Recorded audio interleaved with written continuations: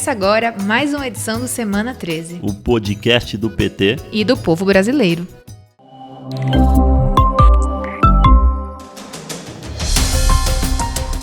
Nas ruas, nas avenidas e no Palácio do Planalto. O carnaval deste ano foi quente. No final do feriadão, Bolsonaro atacou mais uma vez a democracia. O presidente compartilhou por WhatsApp um vídeo convocando seus apoiadores para um ato contra o Congresso Nacional. Políticos e parlamentares de diferentes partidos reagiram à atitude de Bolsonaro, uma clara violação ao princípio da separação de poderes. Na linguagem clara, Bolsonaro tenta aplicar um golpe no Congresso e ataca gravemente a Constituição Federal. Como forma de repúdio, o PT soltou uma nota em que classifica o novo ataque de Jair Bolsonaro à democracia e às instituições como uma, abre aspas, mais uma etapa da escalada que passou pelo golpe em 2016 e pela prisão ilegal e cassação da candidatura do presidente Lula em 2018, fecha aspas. A nota diz ainda que, abre aspas, o PT está articulado com os partidos de oposição, com as centrais sindicais e com organizações da sociedade para deter essa ameaça, que atinge os interesses do povo, dos trabalhadores e dos desprotegidos, fecha aspas. E ainda encerra reforçando que, abre aspas, quem pode realmente garantir a democracia no Brasil é o povo nas ruas, fecha aspas, e que o PT ainda vai articular atos em defesa da democracia e dos direitos dos povos. Para explicar melhor a gravidade da atitude de Bolsonaro, conversamos com o líder do PT na Câmara, Enio Verri. Olha, o que o Bolsonaro está fazendo é mais uma entre tantas atitudes onde ele rasga a Constituição, desrespeita a democracia brasileira e destrói, ou tenta destruir, toda a sustentação da República Brasileira. Afinal de contas, quando ele chama uma manifestação que defende fechar o Supremo Tribunal Federal e fechar o Congresso Nacional, ele está defendendo a ditadura. Afinal de contas, vai sobrar, caso isso ocorra, só o executivo que ele dirige. Então, mais uma vez mostra que ele é um presidente antidemocrático, que não respeita a participação popular e não tem nenhum compromisso com a população brasileira. E ele faz esse tipo de discurso voltado apenas à manutenção da sua base, da base que o elegeu, e parece que ele não tem a obrigação de dirigir o país para todos os brasileiros e brasileiras, mas somente para essas pessoas que estão dispostos a defender bandeiras tão ultrapassadas e absolutamente ineficientes para o Brasil de hoje. E o que é pior, atitudes como essa não só provocam e desrespeitam o Congresso Nacional, indiferente da cor ideológica do parlamentar, como também provoca uma relação com o resto do mundo muito ruim. O dólar hoje atingiu níveis altíssimos, o mercado internacional passa a desconfiar ainda mais do Brasil, porque é um país instável e seu próprio presidente é uma figura instável, e isso aprofunda ainda mais a crise que nós estamos vivendo hoje. E Enio, o que a gente pode esperar de quais atitudes legais ou regimentais que a nossa bancada aí no PT na Câmara e também no Senado podem tomar em relação a mais esse episódio de Bolsonaro? Nós estamos fazendo uma consulta jurídica, a nossa assessoria vai nos dar essa posição possivelmente hoje ainda, do que é possível fazer, não só internamente, ou seja, no Congresso Nacional, como também através do Supremo.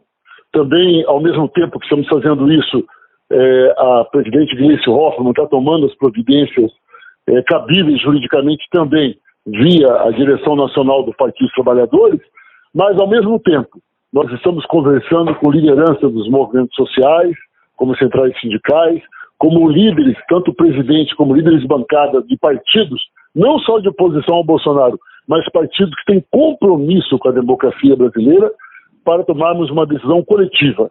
Não é interessante que o PT tome uma posição única, que pode até parecer que é revanchismo. A verdade é que nós vamos fazer isso, sim, mas somado às forças democráticas brasileiras que exigem que a Constituição seja respeitada e principalmente o respeito ao Estado de Direito que foi construído a duras penas e com muita luta pela população brasileira. E só para encerrar, Enio, diante de mais essa ameaça a uma das instituições democráticas do nosso país, o que o povo brasileiro, o que a população pode fazer para contribuir, na sua visão, para evitar mais esse retrocesso, que é como o senhor falou mesmo, né? É uma defesa aberta à ditadura militar.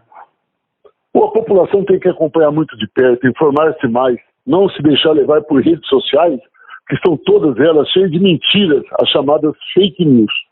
Bolsonaro coloca-se como uma vítima do processo, e na verdade um cara que defende a ditadura militar, que defende a tortura e grandes torturadores, que se submete aos interesses de Donald Trump e aos Estados Unidos em detrimento da população brasileira, ele tem que ser tomado uma posição urgente contra ele. E a posição urgente nesse momento são as ruas. A população precisa conversar na igreja, nos clubes, na escola, no trabalho, entender o que está acontecendo e perceber o seguinte: temos que ir às ruas e exigir que a democracia seja respeitada e que esse país volte a se desenvolver. Porque não é só uma crise política que ele está fazendo.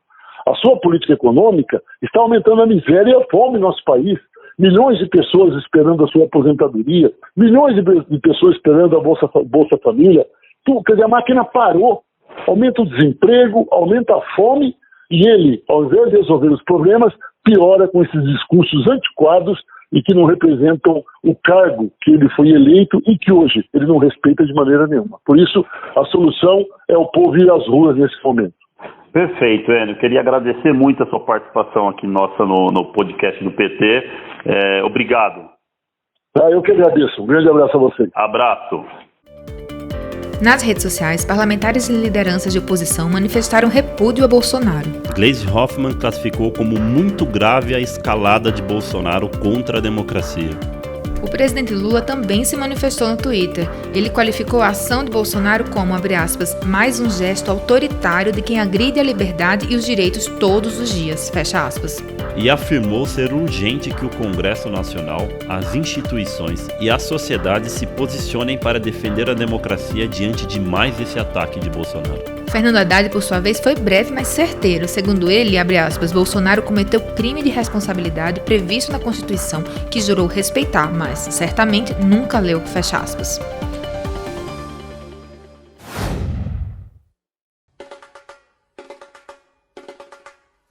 Já durante o carnaval, Bolsonaro não foi lembrado só por essa escorregada não, mas sim por todos seus ataques contra as minorias, a cultura e a educação. Os desfiles das escolas de samba foram marcados por protestos e manifestações políticas.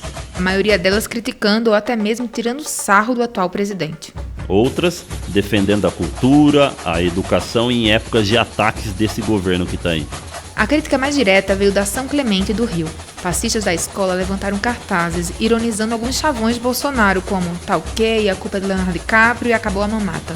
Do alto de um dos carros alegóricos, o humorista Marcelo Adnet vestia uma peruca imitando Bolsonaro. E tirava onda, repetindo gestos como arminha na mão e flexão de braço fake. Adnet também foi um dos autores do samba-enredo deste ano, intitulado O Conto do Vigário. Segundo ele, abre aspas, o verdadeiro conto do vigário é o lance das fake news, fecha aspas. Mas o jogo está acabado, era o conto do vigário. Nessa terra pede o dinheiro, se aprende desde cedo, quando o papo que se anda. Dom João, deu uma volta aí na Napoleão, fez na colônia nos falando se avisão, Zambique, patrimônio nacional. Tem laranja, na minha mão, como é que esse 3 é 10, a mão vai parar. Também no Rio, a Vigário Geral seguiu a mesma linha. A escola encerrou seu desfile com a escultura do palhaço Bozo. O mais curioso é que o Bozo, neste caso, vestia uma faixa presidencial e fazia o sinal de arminha com a mão. Críticas ao governo também apareceram na ala Bloco Sujo. Nela, fascistas carregavam cartazes com as palavras educação, saúde, democracia e cultura. O homem de terno pregando mentira, desperta a ira em nome da fé. Pois é, na crise nossa gente acende fé, traçando que nem olha pra favela, e grita com direito social. Já a Mangueira trazia em seu samba-enredo um trecho em que diz, abre aspas, não há messias de armas na mão, fecha aspas. E a Viradouro, campeã desse ano, homenageou as gaiandeiras de Itapuã, mulheres negras de Salvador que, segundo a escola de samba, foram as primeiras feministas do Brasil. Maninha, esses velhos areais, onde nossas ancestrais acordavam às manhãs pra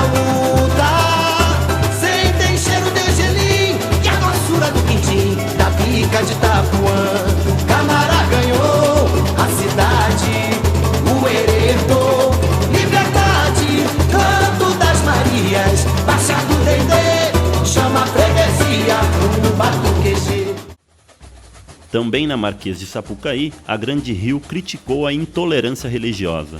A Unidos da Tijuca denunciou o aquecimento global. E a União da Ilha levou à avenida um recorte das dificuldades que vivem os moradores das comunidades do Rio. Senhor, eu sou a ilha, e no meu tempo saudade e terra, é invencível entre becos e vielas, e quem não tenta pra viver a mesma ilusão, e vai batalhar antes do sol levantar, a morte rancor, não cala meu povo, não. Já em São Paulo, o grande destaque ficou com a Águia de Ouro. Campeã do grupo especial pela primeira vez, a escola de samba levou à avenida referências sobre educação, homenageando o educador Paulo Freire. E claro, sem deixar de alfinetar o governo Bolsonaro. A agremiação trouxe, no nome do seu samba enredo, um trecho da música de Geraldo Vandré, para não dizer que não falei das flores, considerada um dos hinos da luta contra a ditadura militar.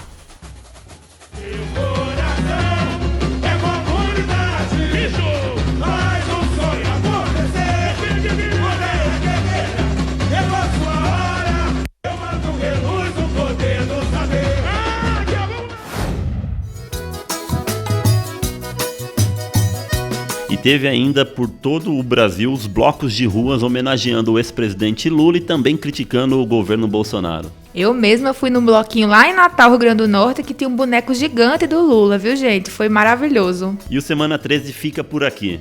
Compartilhe nosso podcast nas redes sociais. E envie para os amigos pelo WhatsApp. Até a próxima. Tchau.